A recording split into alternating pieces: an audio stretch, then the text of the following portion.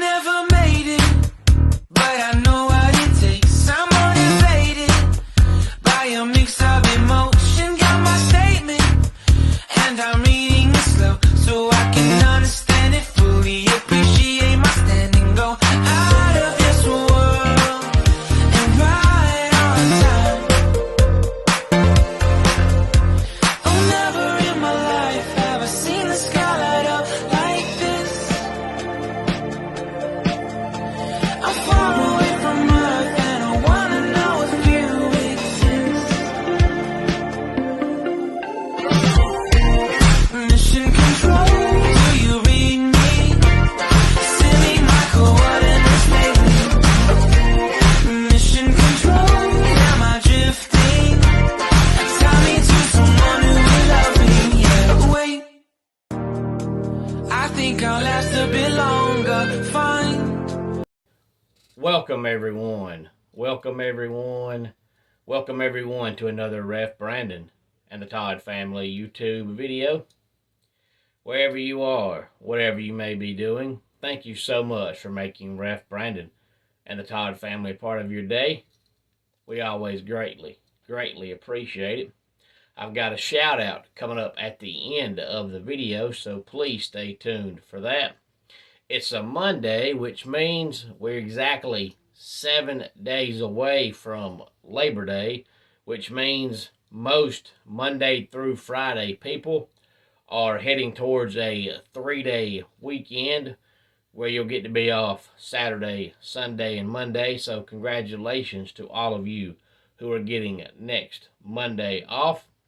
And since it is college football season, a lot of the videos that we're going to be doing over the next few weeks and months are going to be college football based, and some of the ones that are not will even have some kind of college football article in them, especially this time of the year as we head into the season.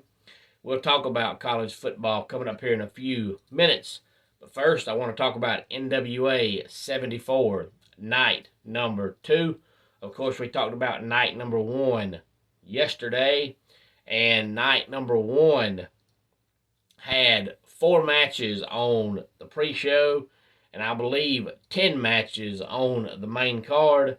Night number 2 had 4 matches on the pre-show and 12 matches on the main card. We kicked off the main card with Colby Carino defeating Caprice Coleman in a best 2 out of 3 falls match. The Fixers, which is the team of Jay Bradley and Wrecking Ball Legursky, withstood 11 other tag teams and won a 12-team battle royal to become the inaugural NWA United States Tag Team Champions. Magic Jake defeated Mercurio. Davey Richards defeated Thrillbilly Silas to retain the MLW Openweight Championship. Scion defeated Anthony Mayweather to retain the NWA National Heavyweight Championship. The team of Pretty Empowered defeated the Hex in a Kings Highway street fight to retain the NWA Women's Tag Team Championships. And Homicide defeated Ricky Morton to retain the Junior Heavyweight Championship. Nick Aldis defeated Flip Gordon.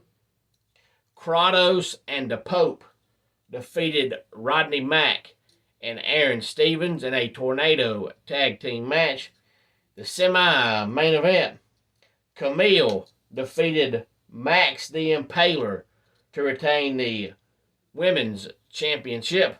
And the main event, Murdoch defeated Tyrus to retain the NWA World's Championship. So Trevor Murdoch is still the NWA World's Champion. So night 1 and night 2 combined, we had 30 wrestling matches. A great card from top to bottom both nights. Any thoughts on that, please feel free to let me know. and I have a couple of college football topics I want to discuss. The first one is that I know yesterday we talked about Nebraska losing in week 0 on Saturday.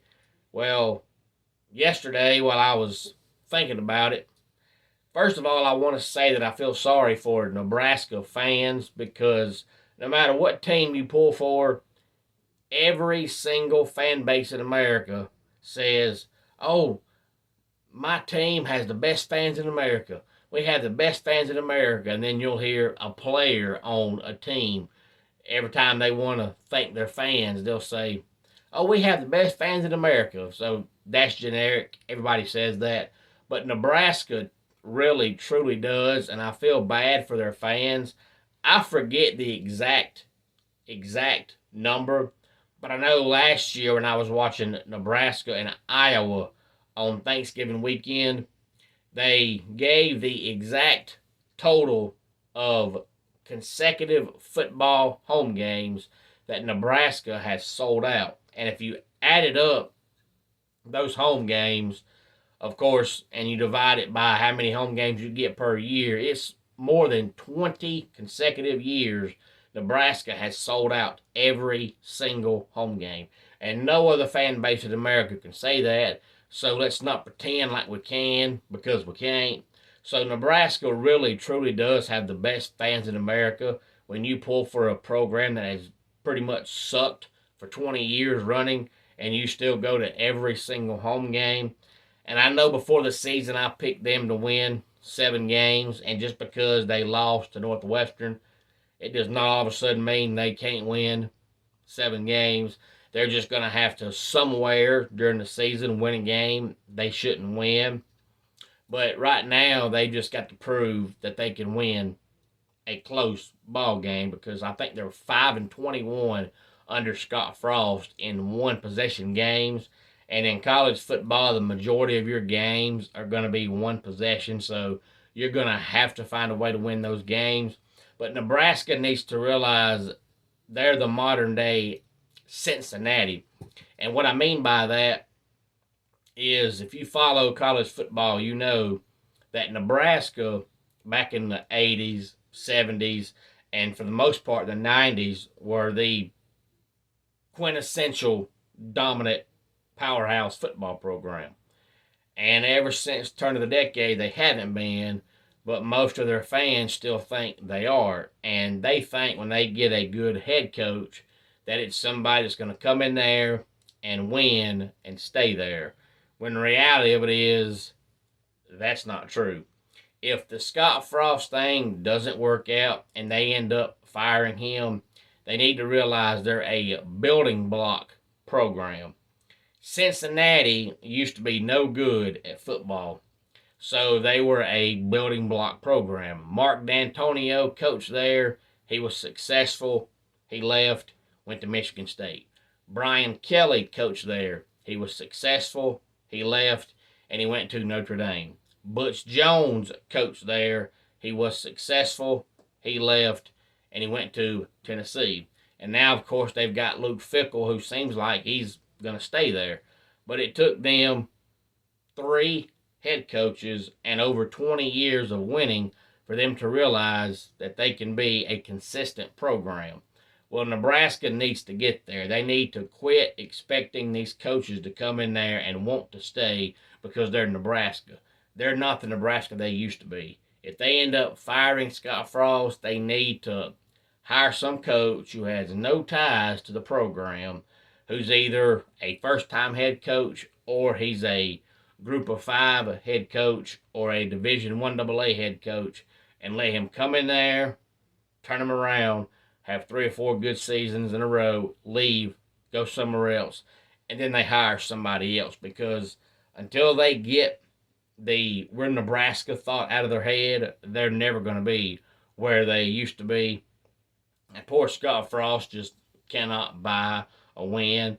I know I say this all the time, but Nebraska finds more ways to lose than anybody I've ever heard of in all my Holborn days. And we've got to talk about this. And I know yesterday in my video I made a joke about South Carolina and the Mountain Dew and all that, and that actually was a joke. I was just picking on all the Gamecock fans since it's almost football season. But this is actually a true story. If you have not heard, South Carolina is being forced to change the name of their mascot. And I won't talk about when and why and all that because it's too political and I don't discuss that. But all that's important is they have to change the name of their mascot. And according to the State, which is a Columbia, South Carolina newspaper, these are some of the names that are being considered for their mascot. And if I was a Gamecock fan and I saw these names, I would change my allegiance because all these names are embarrassing and I would never be able to pull for a team who had a mascot with any of these names. But I want to run down some of these names. If you've got one that you like, please feel free to let me know. To me, they're all hysterical. First, we have General, and then we have Cock Commander, and then we have Captain Cluck, Cluck Norris, Mr. Chicken Scratch, Coop, Kickin' Chicken, Brewster, and last but not least, Cockadoodle Dude. Those names are all flat out pitiful. I don't like any of them. And like I said, if I was a Gamecock fan and my mascot had to be called any of those names, I'd find me a new team. None of those names sound threatening. None of those names sound mean. They just sound absolutely hysterical. Any thoughts on that, please feel free to let me know. My shout out today goes out to my man, Matthew Argo, who lives in North Carolina. He is a wrestling fan. He said he used to be a security guard at local independent wrestling shows up where he lives at. So Matthew Argo, thank you so much for subscribing. And now that you have subscribed, if you do so choose to comment on any video at any time, you'll be eligible for our giveaway when we get to 1,000 subscribers. I told him we can never have too many wrestling fans here on the channel. We usually discuss wrestling 2 to 3 days every single week along with all the other stuff we talk about. So again, Matthew, thank you so much for subscribing. Let's go ahead and get our dad joke of the day in here. Don't worry about your smartphone or your TV spying on you. Your vacuum cleaner has been gathering dirt on you for years. And that wraps it up for today's Ref Brandon and the Todd Family YouTube video. Until next time, it's Ref Brandon saying, just like in pro wrestling, life can be over by the count of 3. Tell your friends and family how much you love them. Bye.